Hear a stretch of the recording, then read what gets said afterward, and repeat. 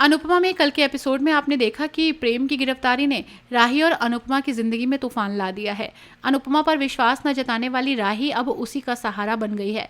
मोहित की चालाकियां, ख्याति की चेतावनी और पुलिस का आरोप सब मिलकर माहौल को और ट्रेंड्स बना रहे हैं। देखना होगा कि आगे एपिसोड में क्या होता है।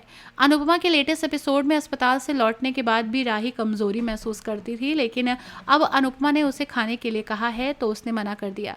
उसे प्रेम के सवालों का सामना करने की जरूरत याद दिलाई, लेकिन राही चिढ़ गई है, अनुपमा पर भड़क गई। बाद में अपनी गलती का एहसास होते ही उसने प्रेम के लिए खाने का फैसला किया और अनुपमा से भी साथ देने को कहा। मोहित ने अस्पताल फोन कर लिया, जिससे राही को शक हुआ। उसने सफाई देते हुए कहा कि लापता लोगों की जानकारी वहीं से मिलती है। अनुपमा ने प्रेम को अकेला छोड़ने के लिए मोहित को फटकारा, लेकिन उसने चालाकी से राही को भरोसा दिला दिया कि प्रेम को रोकने की कोशिश कर रहा था।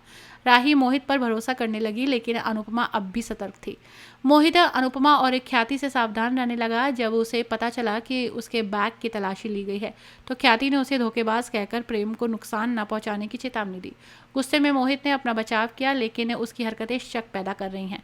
हसमुख ने राघव को प्रेम की स्थिति के बारे में बताया। जब राघव ने एक वीडियो देखा तो उसे एहसास हुआ कि जिन लड़कों से प्रेम टकराया था वे अपराधी थे, और इस सच्चाई ने हसमुख को हिलाकर रख दिया।